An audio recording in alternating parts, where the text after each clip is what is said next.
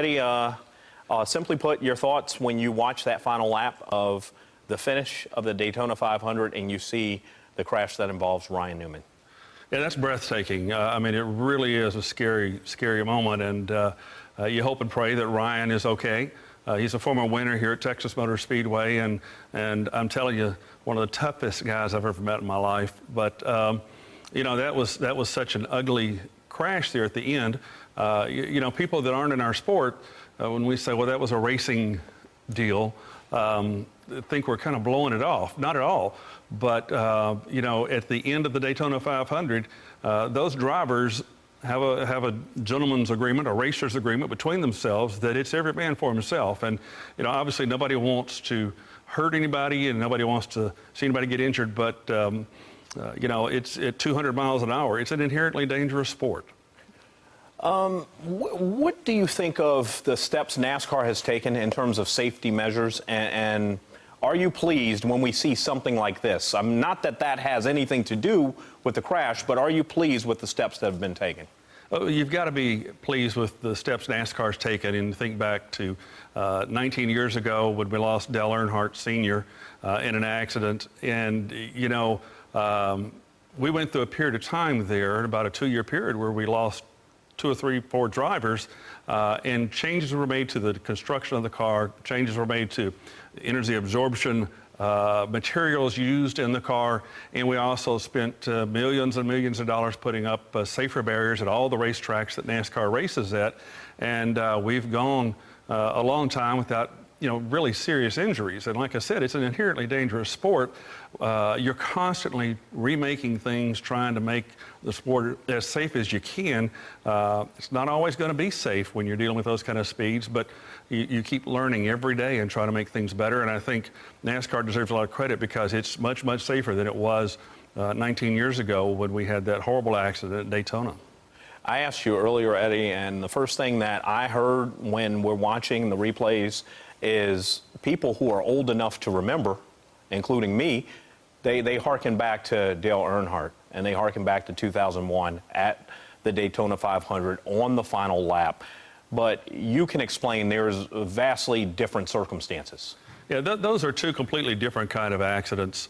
Dale Earnhardt's crash in turn 4, the fatality occurred because his seatbelt broke. It had been frayed against the frame of the seat that he was in over use through who knows how long, and was just an oversight by him and his crew, and just a terrible price to pay. This one tonight with Ryan Newman is a terrible and a much worse looking accident than Dale Earnhardt's. Dale Earnhardt's, every time I see that crash, I get angry at it because we've seen that crash over and over and over, and people are perfectly fine.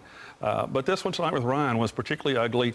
Another car, they're all racing, and they bounce off of each other a little bit. Next thing you know, he's airborne upside down, bounces off the wall and into the traffic and gets hit on the driver's side while upside down. So a completely different set of circumstances. We just have to hope that Ryan is okay. You've told us that Ryan Newman has won at Texas Motor Speedway before. What sets him apart from other drivers as a person? Ryan is a very interesting guy. He has an engineering degree. I believe it's from Purdue, but he's from the Midwest. He is pretty amazing. He's the toughest guy on the racetrack to pass. It doesn't matter if you're racing for the lead or if you're racing him and he's 2 laps down. He's going to make sure that you have to really work to get around him. You better be faster. He's not just going to pull over and let you go. And, you know, that's just, everybody knows that about Ryan. From a personal standpoint, he's got 2 daughters. He has an animal, and I don't know to call it a refuge or, but it's a huge animal operation he owns, and I know that it's not just cats and dogs. I mean, we're talking about all kinds of animals. He's just a big animal lover. So a good guy. I once snuck up behind him and put my arms around him, and it was like hugging a boulder. I mean, he is just stocky and strong, and you know, that certainly will help him, you know, fight whatever injuries he may have sustained in this crash. He's a tough guy, but he's in great physical condition. Your overall thoughts on this year's 500, whether it be rain pushing it to Monday and then the second closest finish ever in this race, and then the crash at the end. Well, it was a strange Daytona 500 because it ran over 2 days.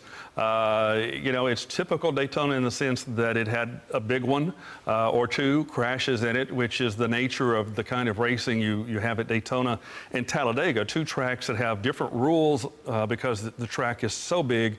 They use a different engine. Aerodynamically, it's completely different than any other race they run. So you can do well at Daytona and may have a horrible remainder of the season. That happens.